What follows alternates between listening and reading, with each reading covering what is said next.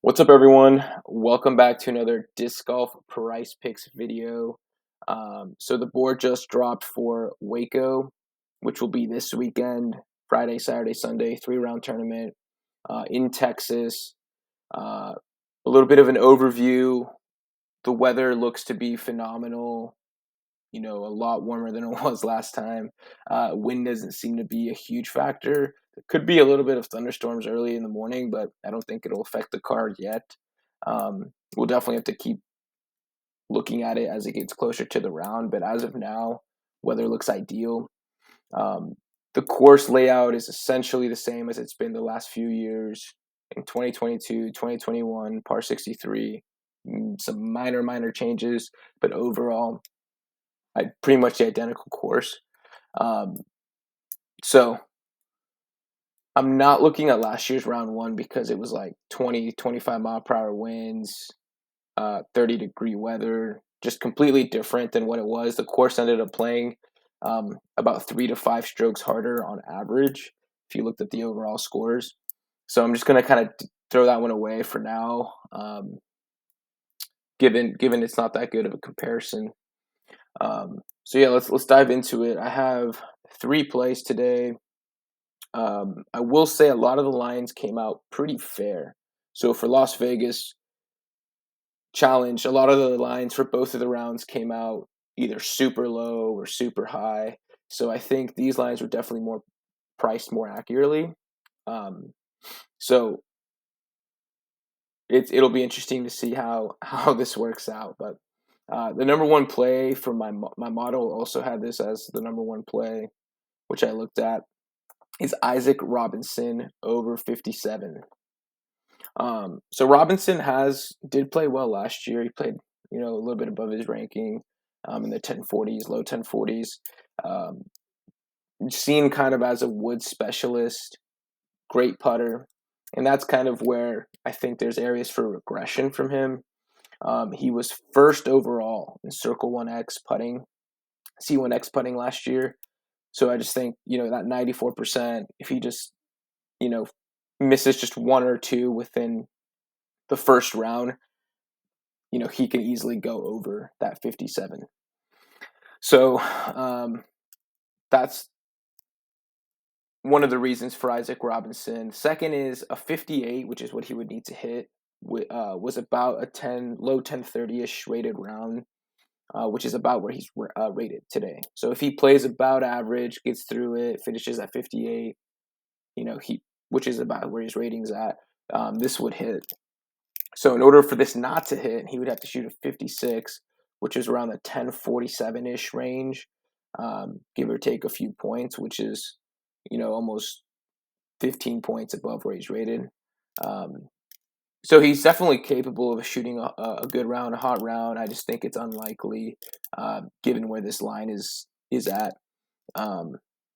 So that's the first play. The second play I have here is Ricky Iwasaki over 56. So I'm coming at this play for kind of a few things. Ricky obviously coming off an injury, couldn't play LVC. So that's always going to be a lingering factor. Will that affect his play? Even if he thinks he's 100%, like, will he even know until he gets back out there and competes? So that's a big question mark that, for the time being, I'm going to bet that it may impact him a little bit. But historically, Ricky hasn't even played too well at Waco. He has never shot, or not never, but in the last 2 years, in 2022 and 2021, never shot below a 56. So, saying if this not to hit would be a 55, which would be in the mid 1050s rated, which is above what he's rated now, you're making a couple of bets, right? If you think he's going to shoot under 56, you're thinking his injury won't have any impact on his game, and he will shoot better than he historically has in the past, and better than what he's currently rated. So for me, that's just a lot of things I'm not too convinced on. I'm going to take the over on Ricky there. And my third play here is Eagle McMahon. He's further up. Over 57.5. And I know I'm taking the overs here, but it's kind of like Prizepicks kind of created these lines pretty fairly, but almost skewed a little bit to the bottom side, the lower side, because of the weather, more than likely. But he still doesn't have a forehand, right? So this is a very technical course, completely different than LVC. He will need to scramble. You will need to scramble. This course. You will need to scramble. Has he shown the ability to do that? Minus the European Open, I would say not really. It's been a question mark. Um, so he didn't play last year, but he did play in 2021 when he did have his forehand, and he still didn't shoot that well. He shot a 10-12 event with rounds rated, or an average round score of 60.7 with 155, but a 64 and a 63. And that was with his full kit, if you will. So based off of that, I'm leaning towards the over here. He could surprise us and just shred the course.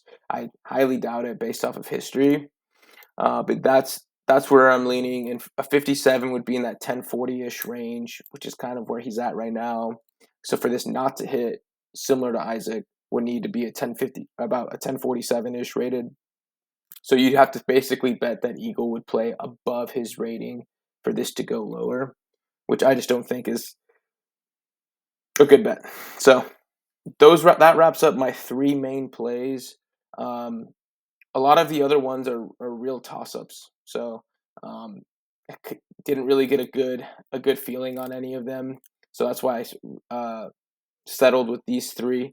But let me know what you guys think in the comments, and make sure to follow me on Twitter, as I'll post updates as we get closer to the event and if we learn anything new.